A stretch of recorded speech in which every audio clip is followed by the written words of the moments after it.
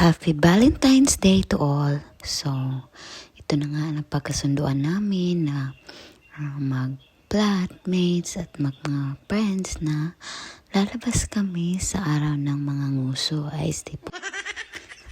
Sa araw pala ng mga puso, guys. So, ngayon, sad to say, nung nagpabook na kami, yung gustong-gusto naming puntahan ng restaurant, close na kasi siguro maraming nagpapabook. So, kaya hindi na kami doon nakapunta.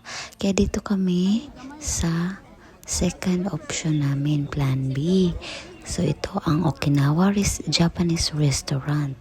So, tinry talaga namin dito kasi nga, nagkikrave din kami ng Japanese food minsan. So, sabi nila, maganda naman daw dito. So, first namin try to dito. So, ang pag-order is digital na siya. Kailangan mo na lang iscan sa phone mo at saka mamili ka ng mga menu na gusto mo. So, ang mga napili namin ay kumuha kami ng isang tempura, isang salad, isang sabaw, noodles. Hindi siya ramen, guys. Naghahanap kami ng ramen pero hindi kami nakakita ng ramen. So, una nilang sinerve ang kanilang pangmalakasang salad kasi diba sa Israel mga salad-salad talaga. Pero guys, grabe, sobrang sarap.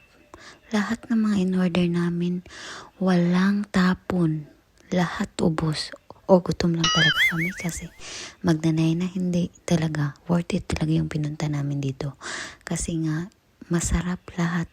Wala talagang tapon. Walang naiwan sa plato. Grabe. Kahit sobrang dami, busog na busog kami. At syempre, yung service nila is mabilis lang. Hindi kami naghintay ng matagal. At sobrang napalaban kami sa chopsticks, guys. Kasi nga, Japanese restaurant ito, meron talaga silang pamamakasang chopsticks. And then, syempre naman, nag-try din kami. The best that we can. Ayan na. May nahuhulog na, diba? Mahirap talaga, pero meron naman din kayong option. Merong mga tinidor at saka kutsara. Pwede nyo yung gamitin. Optional naman din kasi alam naman nila na may mga hindi talaga gumagamit ng chopsticks. Tahimik ang lahat. Umaingay ba kami na kumakain? Nag-i-enjoy talaga kami sa pagkain, guys. At saka sobrang worth it talaga ng in-order namin lahat. So, marami din ako nakikita sa paligid ng mga restaurant, klase-klaseng restaurant, mga kainan or bar. So, napaisip nga ako, parang ang lugar napakatahimik lang, pero biruin mo, punong-puno talaga ng tao yung inupuan namin na restaurant, yung Okinawa Japanese restaurant.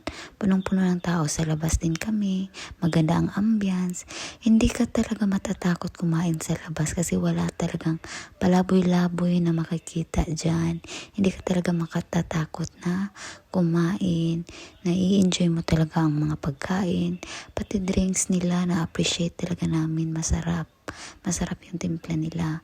At saka yung sabaw, sobra. Sabaw pa lang, ulam na. Kasi sa sabaw pa lang, busog na kami. Worth it. Kasi nag-order lang kami ng dalawang bowl. Tapos, 4 kami. So, share na lang.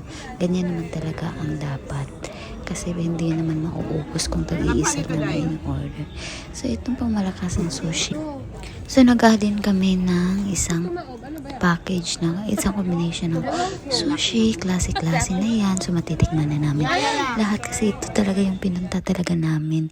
Kaya pinili namin ang ganitong restaurant.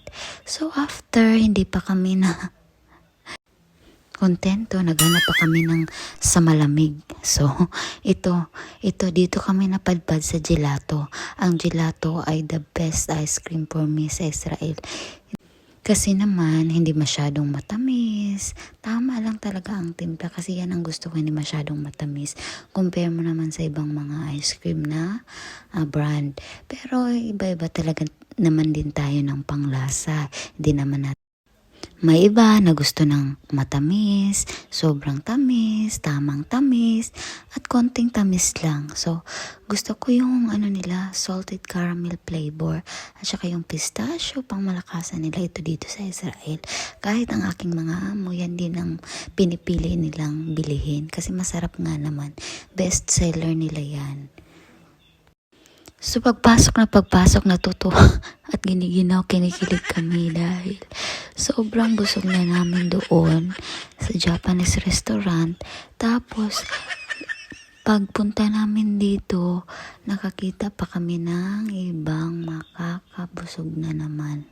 Sa dessert guys, syempre tayong mga Pinoy, kailangan talaga natin ng dessert after. Sobrang nga namang na-enjoy namin ang araw ng mga puso. Masaya at matamis-tamis dahil madami ang nag-day off at binigyan nila ng oras ang araw ng mga puso. Salamat!